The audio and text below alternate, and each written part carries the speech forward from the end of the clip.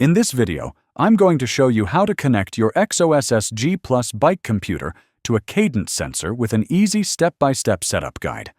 This will help you track your pedaling speed accurately.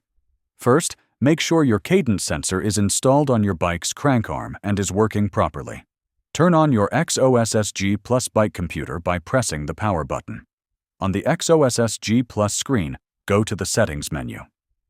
Look for Sensors or Sensor Settings. Select Add Sensor or Pair Sensor and choose Cadence Sensor from the list. Make sure your Cadence sensor is active.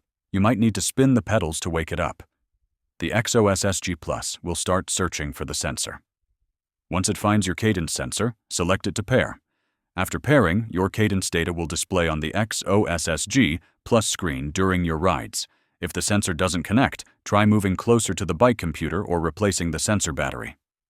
If this video helped you, please like and subscribe to the channel for more cycling tech tips.